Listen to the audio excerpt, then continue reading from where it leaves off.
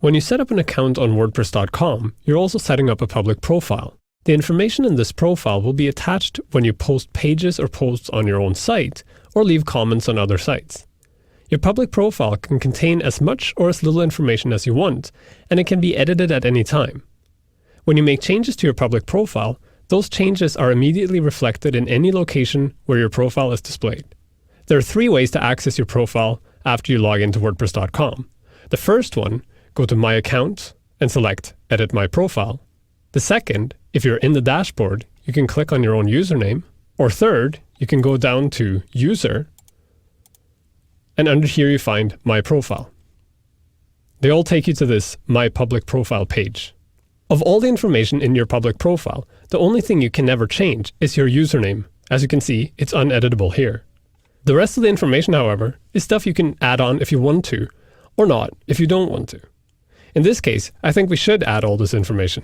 So we'll go with first name Hansel, and then the second name Petal. In this case, I'm making a website for a company called Hansel and Petal. And just to make it display properly, I'll do it like this. For you, you should probably enter your actual name. It also has this field called full name. This is done because depending on where you're from, like for instance me, I have a weird name, so WordPress wants to know how you're supposed to display it. So here I'll say Hansel and Petal. And then underneath you have this display name publicly as. This is yet another way of displaying it. For instance, I often go by the avatar name Morten, as in MOR10. That's because no one ever spells my name correctly. So there I could insert a different way of displaying it. This display name publicly as option is what will display directly under your post. So for instance, if we go to the front page here, you'll see that this first post, Hello World, was posted on September 27th, 2010 by Hansel and Petal. So if we change this name here to Hansel and Petal, it will change here to display as Hansel &Petal. Below that, you have location. This is where you're located. It's not necessary to enter, but for instance, right now I'm in Ventura, so I'll just say Ventura, California. Now, you don't actually have to enter a real location. People enter all sorts of weird stuff here, like they'll say on the web, or they'll say on the moon. It doesn't really matter. About you is your biographical information. Here you can write a short bio about yourself. I'll just say, my name is Morten, and I'm from Norway, and I don't type well. Now, if you fill out all this information and you feel that's enough, you can go all the way down to the bottom of the screen and click Update Profile. Now, if we go back to our front page and reload it, you'll see that, first off, it's now posted by Hansel and Petal. And if I click on the post, you'll see on the bottom here, we get this box that displays all that information I inserted. So it'll say, About Me, it'll have my image, and it'll display this bio that I inserted.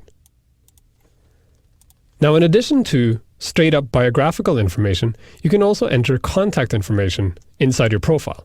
Now be advised, this is public information, which means if you post your phone number here, people are likely to call you. If you don't want people to know your phone number, this is not the place to post it. Here you can insert your public email, which is different from your profile email. You can insert AIM, Gtalk, ICQ, all these other things, and your home phone, mobile phone, or work phone. This would make a lot of sense for a company like Hansel and Petal so that people could easily find contact information, also because this gets indexed on Google.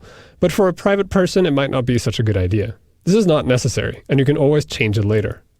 Below that, we have photos. We'll cover that later in this chapter.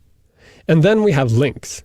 In links, you can add any type of link you want to point to another service. For instance, a lot of people add links to their Twitter profile or their Facebook page, or you can also add links to other websites you manage.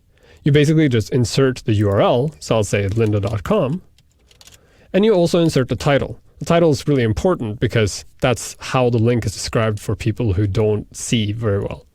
So I'll say link to lynda.com, and I click add link. You can actually add as many links as you want, and they'll all be displayed. At the very bottom, we have this verified external services function. This is because when you create a public profile like this, people don't really know if you are who you say you are. If you use this verified external services function, you can link your wordpress.com account up to, for instance, your Twitter profile. And then people can see that your Twitter profile links to your WordPress account. So if they know you're yourself on Twitter, they'll know that you're still yourself on wordpress.com. You can do this through Blogger, Dig, Facebook, Flickr, and all sorts of services. And it kind of depends on which service you use. Again, when you're done with this, always remember to click Update Profile, and it gets saved. A WordPress.com profile is the public information attached to your account. In other words, it lets people know who you are when you post pages, posts, or comments. It's up to you to decide how much or how little you want to share about yourself in your profile, and like I said in the beginning, you can always change your profile later.